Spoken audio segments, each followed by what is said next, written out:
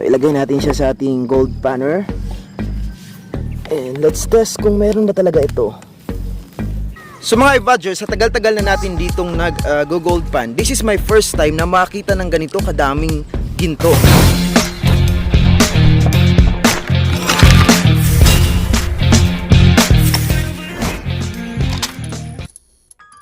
So what's up sa inyong lahat mga Evadgers? Nandito tayo ngayon sa isang section na puro damo dito sa harap ko ngayon. And maghanap tayo ng ginto kasi balita ko merong napapadpad na mga small particles ng ginto dito. And of course we will try the gold panning the traditional way. Tara, simulan na natin. Sana ay may mahanap tayo kahit konti lang. At least we will prove na meron talagang ginto dito.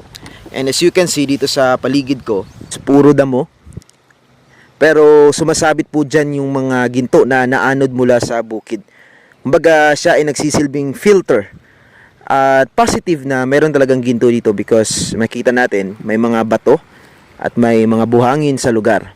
But we will test and we will try kung meron ba talaga or wala. And let's see kung meron tayong makita. Let's go! So ito yung unang subok natin. Kung makikita natin mga Evadgers, medyo maraming bato, tapos maraming lupa itong batong to. Pero hindi po to galing tong bato dito mismo. Inanod pa to ng baha. Kasi sobrang laki po ng baha nung nakaraang araw. And some of the people here, nakakuha talaga sila ng maraming ginto. Tsaga-tsaga lang. Pero sa isang araw ay naka 2,000 sila. Yung iba naka 3,000. Yung iba 1,000. Pero not bad. Pwedeng-pwede na yung ganong income. We will try this one kung meron ba. So, makikita pa lang natin sa lupa, medyo hindi siya ganun ka strong na may ginto. Kasi, dapat medyo itim ang kulay nito. Pero, huwag nating i-judge agad. Subukan natin, baka meron.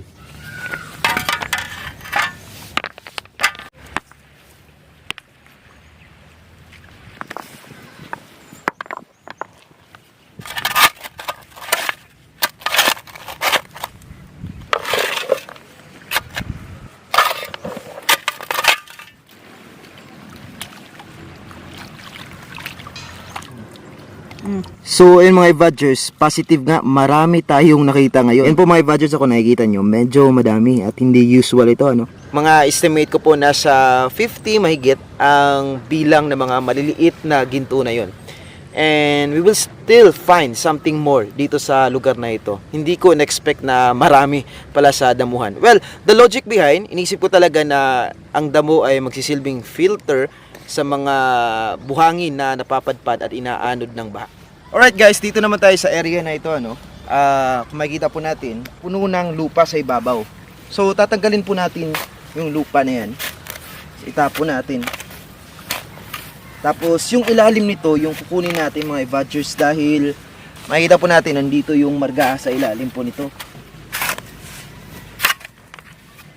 So itong medyo mabuhangin na maraming itim, yan po yung kinukuha lamang natin, ano. And it takes a lot of work, but you know, ganun talaga pag gusto mong makuha ng ginto.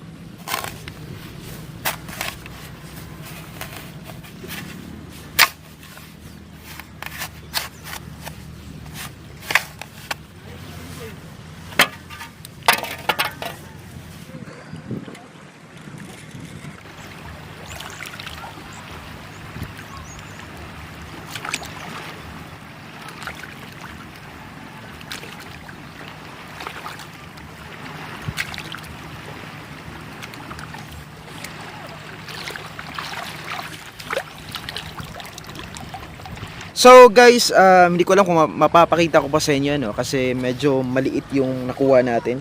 Marami siya kaso maliliit. Hindi ko alam kung makikita pa sa camera. And I think hindi maganda na manguha tayo doon kasi lugi po. Sa ganitong kaliit na mga gold, lugi tayo dyan. So maghanap pa tayo ng ibang section na baka meron pa mas madami. So kung yung area na to ay positive na meron, baka dito sa section na to guys, from there up to here, marami tayong makikitang ginto. So magte-testing lamang tayo dito sa area na to. Dito lamang tayo kukuha ng mga pwede nating i-test na mga buhangin. Dahil kung makikita nyo yung shape ng alon ng tubig, nagkaroon siya ng curve. Kapag ka merong curve, mas maganda, mas malaking curve, mas maraming na-stock na ginto doon. Kasi bumabagal po yung takbo ng tubig sa mga section na yan. And let's go and let's start.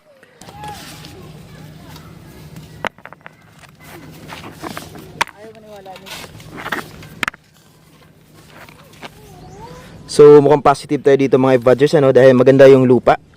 I hope mas marami dito ngayon, ano. And as you can see, pag pumupunta tayo dito pataas, mas marami tayong makikitang margaha sa ilalim. Although napakapal ng lupa, pero sa ilalim nun, ang daming margaha. Tulad nito mga Vadgers, oh, medyo maitim-itim yung lupa sa section na ito o yung buhangin niya. At ayun na nga, sobrang itim dito sa section na ito. So, probably, most probably marami tayong makukuha sa part na to. Lalong-lalo na dito, may itim talaga yung lupa niya.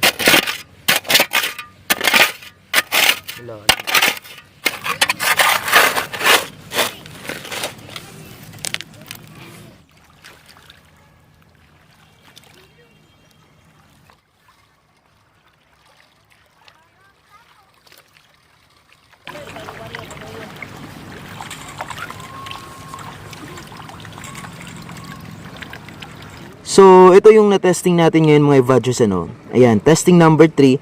Medyo madami at kapansin-pansin po yung tatlong malaki. Ayan, no, nasa gitna. So, hindi ko alam kung nakikita nyo yan.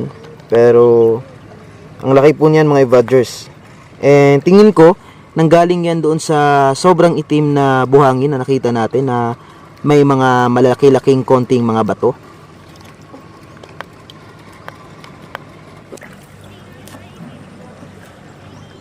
So mga Vadgers, yung area na yun, na testing natin, itong area na to, positive meron. Try naman natin mag-extend ng konti, dito tayo.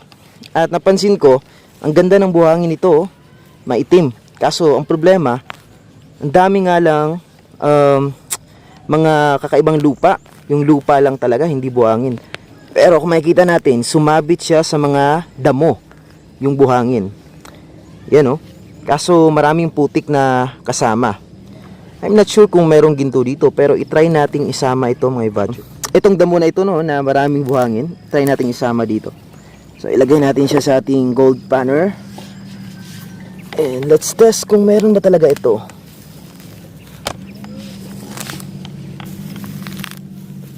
So magbubunot lang tayo ng damo. Ayun, no. Makikita nyo, ang dami niyang... Ito po mga Vadgers, ano, maitim siya. Sana may ginto to, ano. Kaso, problema nga lang, kaunti lang yung ganito natin. So, ayan, malaking damo to. Puro buhangin.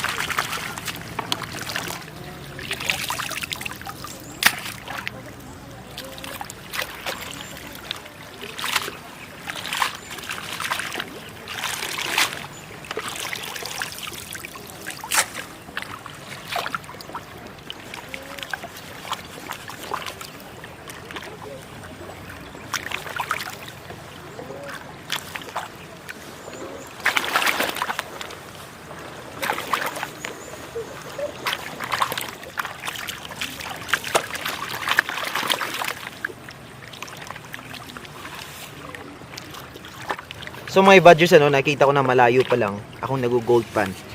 May mga ilang piraso ng malalaki at maliliit na nakita ko. So sana ay marami ito, ano. So yun mga Vadgers, ano, mas marami ngayon. Kita nyo? Ayan po, mas marami at mas malalaki. So positive talaga yung analysis natin na sa mga damo sumasabit ang mga ginto. Kumbaga napapabagal yung kanilang takbo. Kapag may buhangin tapos may damo, well, sinasala ng damo ang mga ginto kaya hindi sila agad-agad na naanod ng ilog. Kaya makikita natin, ayun, no, positive na madami kumpara kanina. So sa lahat ng testing ngayon, ito yung pinakamarami, ano.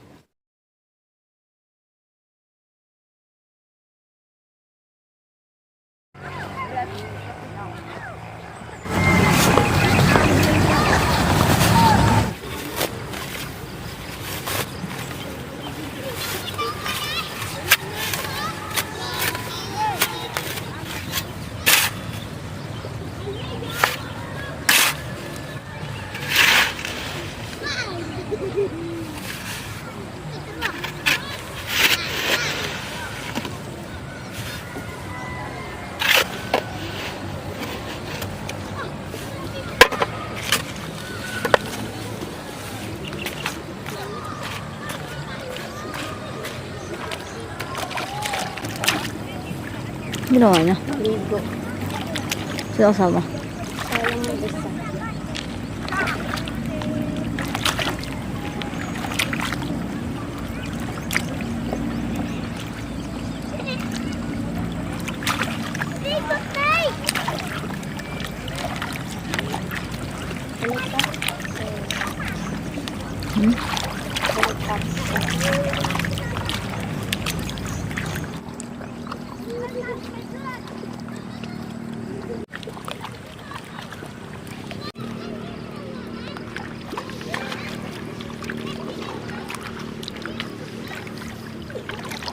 So mga Evadgers, binabawi ko na yung sinasabi ko kanina, no, dahil mas marami po tayong nakita ngayon, ano.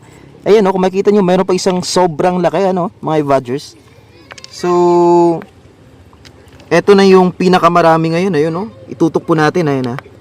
So ayan, ayaw makisama ng ating camera. So ayan, nakikita nyo naman mga Evadgers na ang dami niyan, as in sobrang dami. Mga umabot po sa halos 100 na gold flakes ang mga gintong yan. So positive, at doon po natin yun nakuha, oh. Hindi ko in-expect na dyan sa parting yan makakakita tayo ng maraming ginto.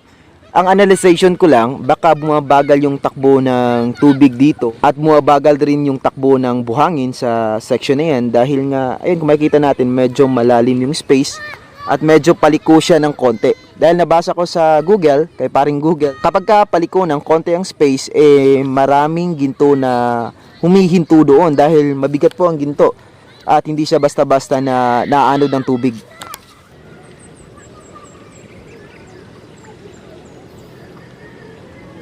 So mga Evadgers, sa tagal-tagal na natin ditong nag-gold pan, this is my first time na makita ng ganito kadaming ginto. Sorry, medyo maingay yung lugar natin kasi may mga dumating na mga bata na naliligo. Ayun, no, sa likod ko makikita nyo. Pero dito sa section na to mga Evadgers, kung makikita nyo yan, dyan ko nakita yung gold flakes na yun na marami, and we will find more. Maghanap pa tayo ng iba pang section dito na baka mas marami pa. Marami siyang margahan mga Evadgers, and we will still try. Subukan pa natin itong lupa na hinukay kong to. Subukan natin kung meron tong laman. Kung wala kasi ito, baka nandito sa ilalim mismo, tong lalim na yan, nandyan ang ginto. And let's go!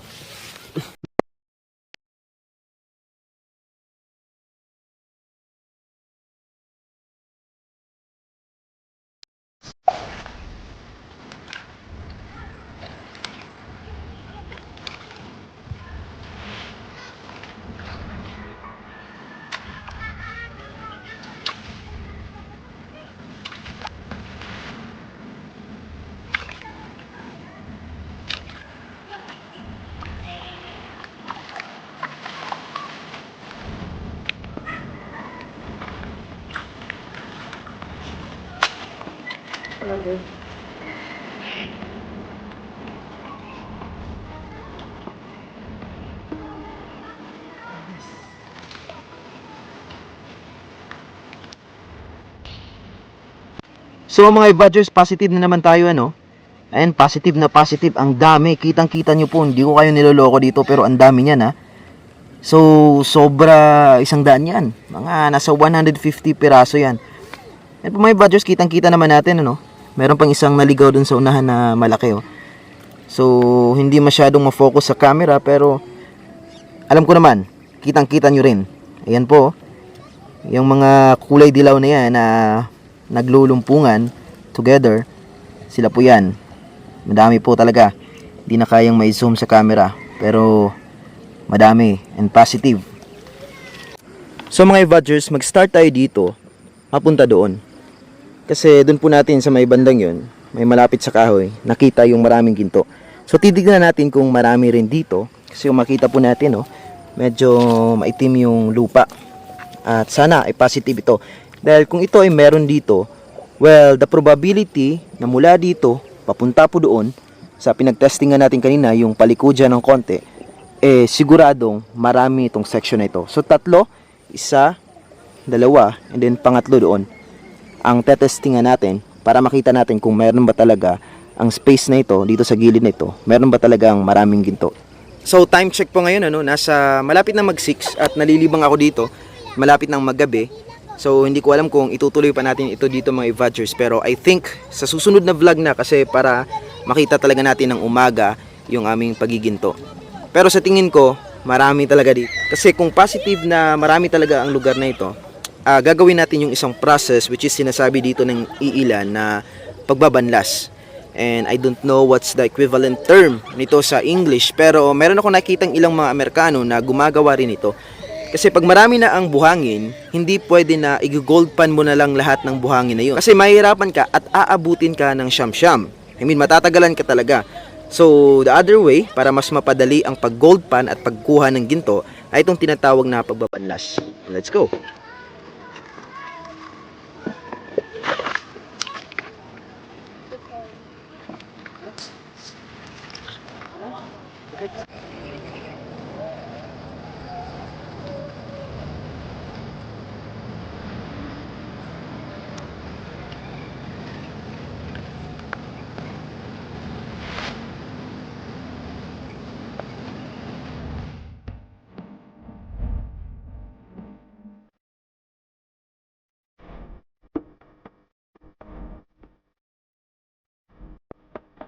So mga Evadgers, I think doon na nagtatapos ang ating adventure for today.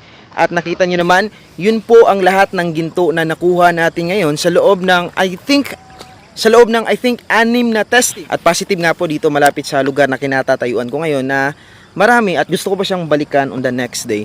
And see you tomorrow. And I think that's all for today's vlog. Para sa marami pang konspirasiya, kakaibang kwento, political issue, pati gold panning, patuloy lang na tumutok dito. Ako po sa Evad PUP.